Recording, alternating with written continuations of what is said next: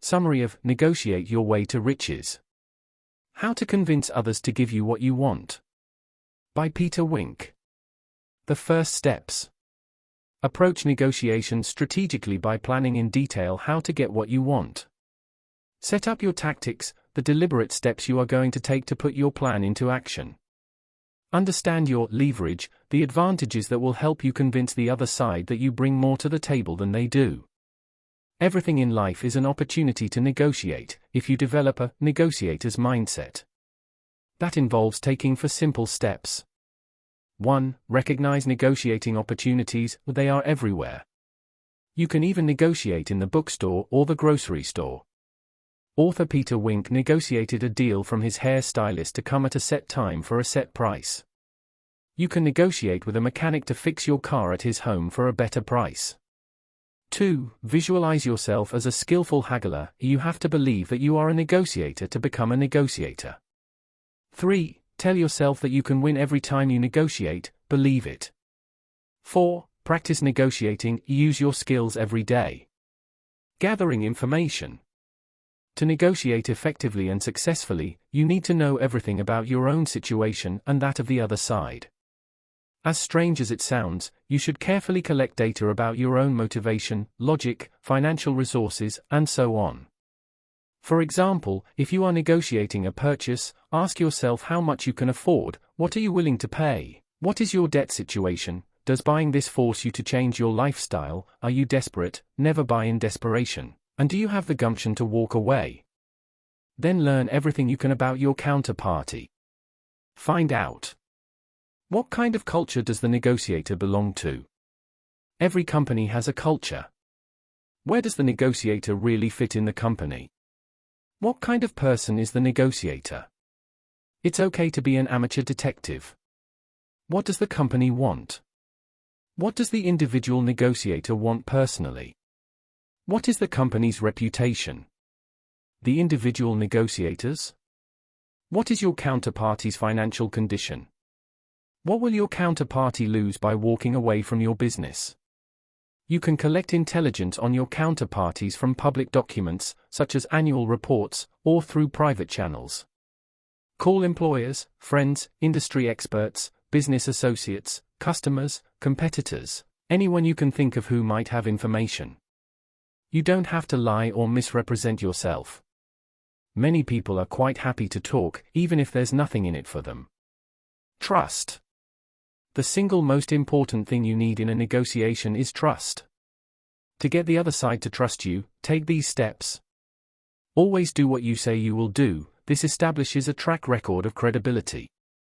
Keep in contact with your counterparties. Call them often, offer to do them favors, make them comfortable with you. Do a little something extra early on, to put people at ease with you and in your debt. Appear to share their feelings. Display trust yourself and, at least, seem to trust them. Admit your mistakes. It makes you look honest. Be a member of the team to create an atmosphere of friendliness. Be very clear and exact in your communications. Don't seem to have any secrets. Be fair and don't play favorites. Be positive and optimistic. Remember to follow up after the deal to show that you care. Communication. While there is more to negotiation than communication, communication is critical. Negotiations follow a 6-element communication and negotiation process model, including sender, the person who says something and waits for a response. Message, what must be gotten across. Encoding, putting the message in clear terms. Channel, the medium that carries the message. Decoding, what the receiver does to interpret and understand the message. Feedback, the receiver's reply. Although the model is simple, it can break if subjected to interference. 9 common sources of such interruptions or distortion are: 1. Noise, any distraction, disturbance or interruption, whether physical, visual or audible, can interrupt communication. Negotiate in a quiet place free of disturbances. 2. Filtering, remember the childhood game of telephone, when a message went around the room from child to child, and suffered distortion in the process? That's filtering. When a message passes through an intermediary, the intermediary often distorts it. 3. Clutter. A clutter consists of numerous messages competing for attention and distorting each other in the process. 4. Technology. When people do not understand the technology they are using, they may use it incorrectly and send the wrong message. Technology can be as simple as the telephone or as sophisticated as video conferencing. 5. Emotion. Feelings affect how people send and receive messages. 6. Body language. Body language sends messages. When those messages don't match your verbal message, confusion results. 7. Prejudice. Preconceptions and prejudices can prevent receivers from hearing clearly and understanding accurately. 8. Distrust. Without trust, any communication will be inadequate and ineffective. 9. Words choices. Avoid using words that are ambiguous, offensive, or obscure. To persuade the other side to see things as you do and, therefore, give you what you want, carefully study and apply the above model. Above all, avoid causing your counterparty to feel fearful. Never put them on the defensive. Conflict. Mistakes and misunderstandings can cause conflict in negotiations. Conflict can be personal, departmental, corporate, or between individuals and groups. Conflicts arise because people have different perceptions, don't communicate clearly, have different goals, beliefs, or values, and sometimes just because people have different and incompatible personalities. To resolve conflicts and get negotiations back on track. Act quickly to resolve problems before the conflict comes to a head. Communicate very clearly, ask the other side why there seems to be a problem. Calm down, stay cool and cooperate. Try to see things from the counterparty's point of view. What successful negotiators do. The most successful negotiators, from P.T. Barnum to Donald Trump, share 11 distinctive characteristics.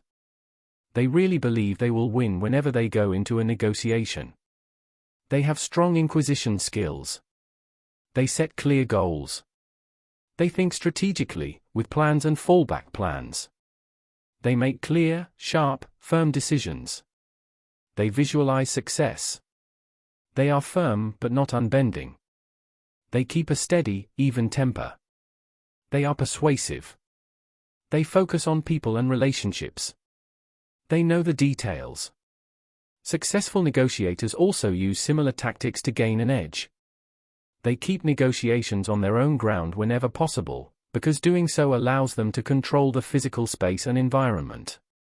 They sometimes make sure that the chairs are a bit uncomfortable, because when the counterparties don't feel comfortable, they're more apt to want to get things over quickly. They may dim the lights to make the other side sleepy. They may turn up the heat for the same reason, or to make them sweat, literally and figuratively.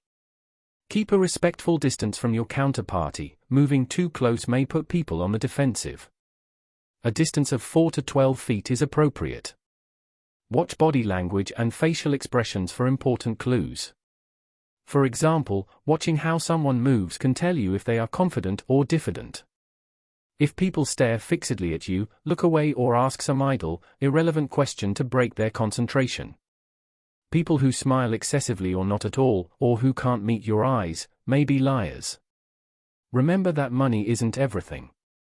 Successful negotiators know that they can get a better price by offering non-monetary services or compensations. These might include credit, guarantees, access to knowledge, a solution to a problem, and so on. Beware of, or learn to use, these special negotiating tactics. I have to ask the boss. Passing the buck to a higher authority, whether or not it exists, is a popular and effective tactic. Counter it by saying you also have a boss, and by asking a lot of questions about the final authority. Take it or leave it. Use an ultimatum only when you can afford to walk away. The nibble. Ask for one more benefit late in the process. Counter by offering to renegotiate the whole arrangement. Delay. Postpone a deadlocked issue in order to move ahead discussing other things. Astonished body language. Both sides may use this. Don't be deceived. Good cop or bad cop. The bad guy may be fictional. Call the bluff. Walk away with a smile. The other side may call you back and renegotiate. Tactical refusal. Never, ever accept the first price or the first counteroffer. Counter this strategy by never naming the first price or the first counteroffer. Red herring, this is a deliberate distraction. Play dumb, counter by playing dumber. Listen, counter by listening even more and saying even less. Control the paperwork, make sure you and your team write the contract. More negotiating strategies and tactics are available, but most of them are variations on these. Take careful notes and be thorough. If you leave blanks in the paperwork, the counterparties may fill them into your disadvantage. Read the fine print. Then, read it again.